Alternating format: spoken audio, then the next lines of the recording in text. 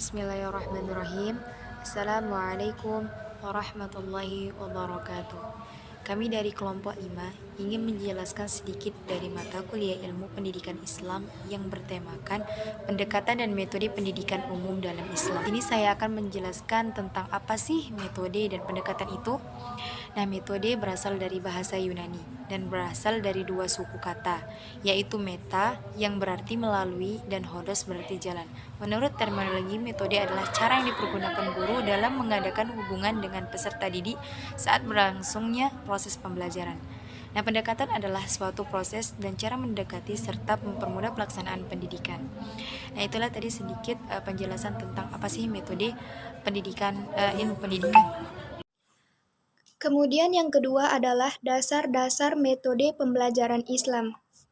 Metode pendidikan Islam dalam penerapannya banyak menyangkut permasalahan individual atau sosial peserta dan pendidik itu sendiri. Sehingga dalam menggunakan metode, seorang pendidik harus memperhatikan dasar-dasar umum metode pendidikan Islam. Sebab itu, metode pendidikan hanyalah merupakan sarana atau jalan menuju tujuan pendidikan. Sehingga segala jalan yang ditempuh oleh seorang pendidik haruslah mengacu pada dasar-dasar metode pendidikan tersebut. Dasar-dasar metode pendidikan Islam meliputi dasar agamis, dasar biologis, psikologis, dan sosiologis. Yang pertama adalah dasar agamis. Pelaksanaan metode pendidikan Islam dalam prakteknya dipengaruhi oleh corak kehidupan beragama pendidik dan peserta didik. Corak kehidupan ini memberikan dampak yang besar terhadap kepribadian peserta didik. Oleh karena itu, dalam penggunaan metode, agama merupakan salah satu metode pendidikan dan pengajaran Islam. Yang kedua adalah dasar biologis. Perkembangan biologis manusia mempengaruhi dalam perkembangan intelektualnya, sehingga semakin lama perkembangan biologis seseorang, maka dengan sendirinya makin meningkat pula daya intelektualnya. Perkembangan jasmani atau biologis seseorang juga mempunyai pengaruh besar terhadap dirinya. Misalnya, seseorang yang memiliki kelainan terhadap matanya atau rabun jauh, maka dia harus duduk di bangku depan agar dia tidak dapat bermain-main pada saat guru memberikan pelajaran, sehingga dia memperhatikan materi yang disampaikan oleh guru dengan baik. Hal ini dapat dikatakan bahwa pertumbuhan jasmani sangat penting dalam proses pendidikan.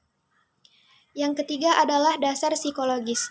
Metode pendidikan Islam baru dapat diterapkan secara efektif bila didasarkan pada perkembangan dan kondisi psikis.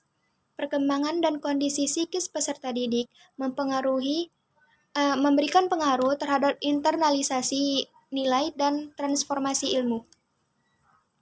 Yang keempat adalah dasar sosiologis. Interaksi yang terjadi antara peserta didik dan interaksi guru dengan peserta didik merupakan interaksi timbal balik. Secara sosiologis, seorang individu dapat memberikan pengaruh pada lingkungan sosial masyarakatnya dan begitu pula sebaliknya. Oleh karena itu, guru yang berinteraksi pada peserta didiknya hendaklah memberikan proses sosialisasi pada pihak lainnya. Dengan demikian, dapat dipahami penggunaan sebuah metode pendidikan Islam, baik dalam interaksi yang terjadi sesama peserta didik, guru dengan masyarakat, dan murid dengan peserta didik, dengan masyarakat maupun pemerintahan. Metode pembelajaran dijabarkan ke dalam teknik dan gaya pembelajaran. Dengan demikian, teknik pembelajaran dapat diartikan sebagai cara yang dilakukan seseorang dalam mengimplementasikan suatu metode secara spesifik. Teknik-teknik pembelajaran digolongkan oleh Knowles ke dalam 7 jenis. Pertama adalah teknik penyajian atau presentasi yang mencakup ceramah, siaran televisi dan video tape, film, debat, dialog, tanya jawab, simposium, panel, wawancara kelompok, demonstrasi, percakapan, drama, rekaman, siaran radio, pementasan, kunjungan, dan telaah bacaan. Yang kedua adalah teknik pembinaan partisipasi peserta didik dalam kelompok yang mencakup tanya jawab, forum, kelompok pendengar, panel bereaksi, kelompok bus, bermain peran, dan panel berangkai. Yang ketiga adalah teknik untuk diskusi yang mencakup antara lain diskusi terbimbing, diskusi buku, diskusi skoratik, diskusi pemecahan masalah, diskusi kasus. Dan yang keempat adalah teknik-teknik simulasi yang terdiri antara lain atas bermain peran, pemecahan masalah kritis, studi kasus, dan pelatihan kerancang atau basket. Dan yang kelima adalah teknik-teknik pelatihan kelompok T atau sensitivity training. Keenam adalah teknik-teknik pelatihan tanpa bicara. Ketujuh adalah teknik-teknik pelatihan keterampilan, praktis, dan kepelatihan. Singkatnya, teknik pembelajaran itu bervariasi, sedangkan penerapannya dapat dipilih dan ditetapkan sesuai dengan metode pembelajaran yang dipilih dan digunakan. Sementara itu, teknik pembelajaran merupakan gaya seseorang dalam melaksanakan metode atau teknik pembelajaran tertentu yang sifatnya individual. Misalkan, terdapat dua orang sama-sama menggunakan metode ceramah.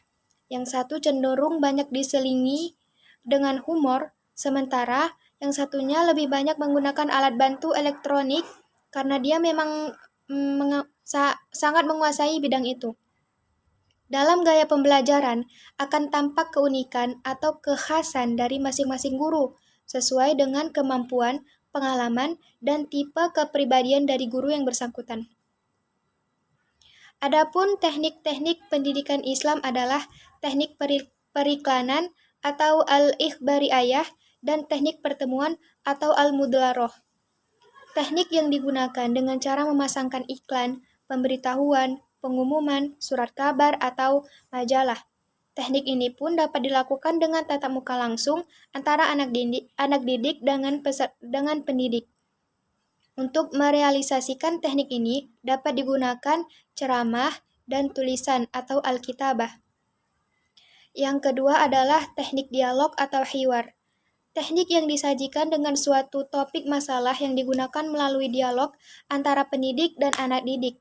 Untuk merealisasikan teknik dialog dipergunakan teknik-teknik sebagai berikut. Teknik tanya jawab atau al-asilah wa ajwibah, teknik diskusi atau an-nakosi, teknik bantah-membantah atau al-mujadalah, teknik brainstorming atau sumber saran. Teknik lain adalah teknik al-qasas, al-amisal, al-mumarosah, al-amal, at-tanbikiyah, al-musabaqah. Dan yang ketiga adalah prinsip-prinsip metode mengajar. Agar dapat efektif, maka setiap metode harus mempunyai prinsip-prinsip sebagai berikut. A.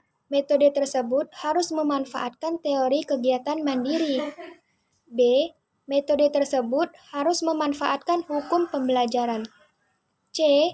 Metode tersebut harus berawal dari apa yang sudah diketahui oleh peserta didik. D. Metode tersebut harus didasarkan oleh teori dan praktek. E. Metode tersebut harus memperhatikan perbedaan individual dan melalui prosedur yang sesuai dengan ciri-ciri pribadi setiap kebutuhan, minat, serta kematangan mental dan fisik. F. Metode harus merangsang kemampuan berpikir dan nalar peserta didik. G. Metode tersebut harus disesuaikan dengan kemajuan peserta didik dalam keterampilan, kebiasaan, pengetahuan, gagasan, dan sikap peserta didik. H. Metode tersebut harus menyediakan bagi peserta didik pengalaman belajar melalui kegiatan belajar yang banyak dan bervariasi. I. Metode tersebut harus menantang dan memotivasi peserta. J. Didik ke arah kegiatan yang menyangkut proses diferensiasi dan integrasi. K.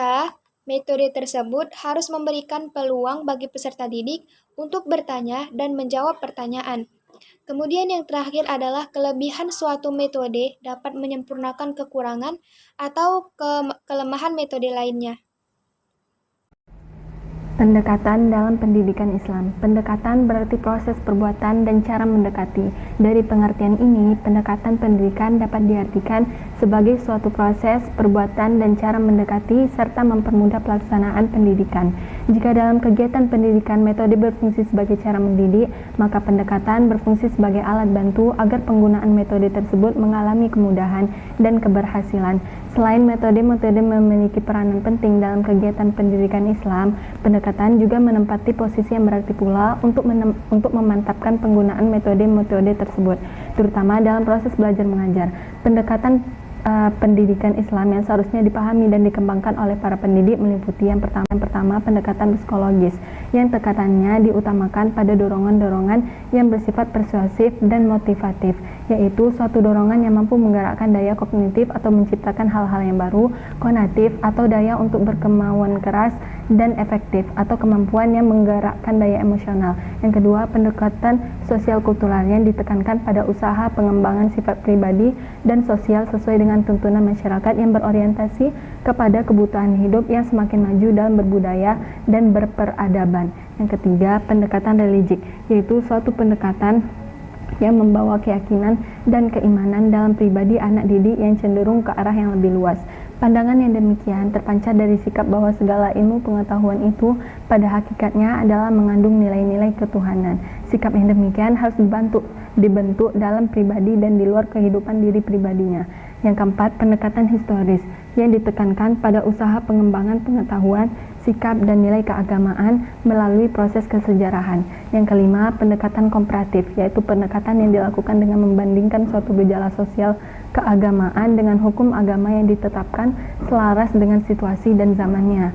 Pendekatan komparatif ini sering diwujudkan dengan bentuk komparatif studi, baik di bidang hukum dan agama, dan antara hukum dan agama itu sendiri dengan hukum yang lain yang berjalan, seperti hukum adat, hukum pidana, dan lain-lain. Yang keenam, pendekatan filosofis, yaitu pendekatan yang berdasarkan tinjauan atau pandangan falsafah. Pendekatan demikian cenderung kepada usaha mencapai kebenaran dengan memakai akal atau rasio. Pendekatan filosofis sering dipergunakan sekaligus dengan pola berpikir yang rasional dan membandingkan dengan pendapat-pendapat para ahli filsafat dari berbagai kurun zaman tertentu beserta aliran filsafatnya. Pendekatan dalam pendidikan Islam merupakan suatu cara untuk mempermudah dalam kelangsungan belajar, sehingga tercapai tujuan pendekatan yang diharapkan dan lebih bisa menunjukkan keberhasilan pendidikan anak didik yang berdasarkan skill yang dimilikinya.